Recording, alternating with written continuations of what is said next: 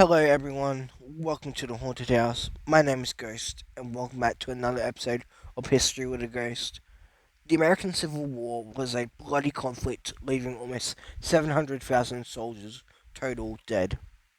In the end, it led to the abolishment of slavery, giving people of color in America a chance to live freely under no master. Today, we are talking about one of those people that fought for that freedom. Today, we are talking about William H. Carney, a black Union soldier who fought at the disastrous Second Battle of Fort Wagner, saved the 54th Massachusetts Regimental Colors, and was awarded the Medal of Honor. Carney was born on February 29th, 1840, into slavery. When he was 14, he was taught to read and write by a church minister who was running a secret school for black people, defying anti-literacy laws for slaves and general people of color at the time. He also started to read more into the Bible. Around this time, his father escaped captivity through the Underground Railroad. The Underground Railroad was a series of routes and safe houses led by abolitionists like Harriet Tubman to help slaves escape to the north of America and Canada. It's not completely known how Carney escaped himself. Some accounts say he escaped through the Underground Railroad as well, while others say his father bought his freedom. Either way, after he was free, he met up with his father in Bedford, Massachusetts, his mother meeting up with them not long after. He was 19 when he was free. Carney wanted to work in the church, but when the US allowed people of color to join the Union Army, Carney said in his diary, quote, I had a strong inclination to prepare myself for the ministry, but when the country called for all persons, I could best serve my God by serving my country and my oppressed brothers. End quote. Thus, in 1863, he would join the 54th Massachusetts Volunteer Regiment.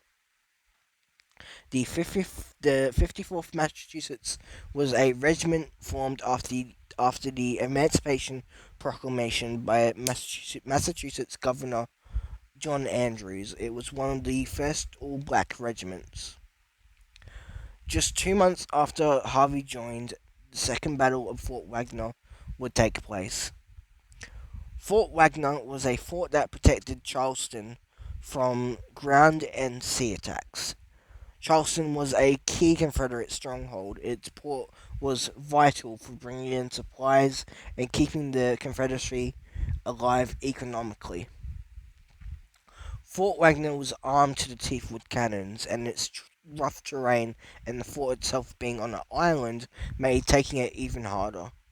It was manned by 1,700 Confederate soldiers from the 1st South Carolina Artillery, the 21st South Carolina Infantry, the 31st North Carolina Infantry, the 22nd Georgia Infantry, and many others. The first battle at Fort Wagner on the 11th of July, which Harvey was not there for, was disastrous, but the second battle would prove even more deadly. The plan was to carry out a multi-phase frontal assault to capture the fort. First, they would bomb the fort before the 54th Massachusetts would lead other regiments and march towards the fort on its only approach. A narrow strip of beach, which at the end near the fort it would have a moat filled with landmines and abattis. The assault began at 7:45 p.m.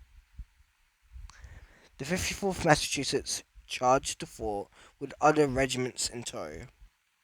It was absolute hell. Explosions from artillery all over the place. The 54th commander, Robert Goldshaw, was killed being shot in the chest. They managed to make it to the parapet of the fort but had to retreat. The 54th Massachusetts suffered 270 casualties out of 650 men. But out of all those men, Carney survived. Carney fought courageously. While making his way to the parapet, he noticed the flag bearer of the regiment was killed. Already injured, he picked up the flag and charged. Pressing his wounds with one hand and holding the flag in the other, he displayed the flag to encourage his fellow soldiers. Even when they retreated and failed, he still carried the flag all the way back to the camp before finally giving it to another soldier saying, quote, "Boys, I did but my duty. The dear old flag never touched the ground." End quote. Which I don't know if it's just me, but that's so badass. Because of his injuries from the battle, Carney was honorably discharged. He moved back to Massachusetts, where he was a postman for at least 40 years. He also was a messenger for the Massachusetts State House for a while. Life was kind of quiet and uneventful from here on. He would go to ceremonies commemorating the battle and even sung the Star Spangled Banner at one. And then, in May of 1900, it happened. He was awarded the Medal of Honor. Despite being treated like an animal by his own country, he served it with courage and finally got what he deserved 40 years later. 8 years later, he would die from injuries from a elevator accident, which I guess you could say is ironic, is the best way I could put it.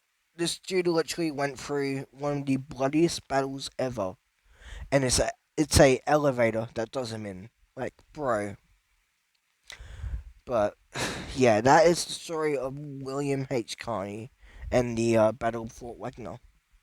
One of the coolest stories ever, in my opinion. Sorry, I was stuttering like hell through this whole video.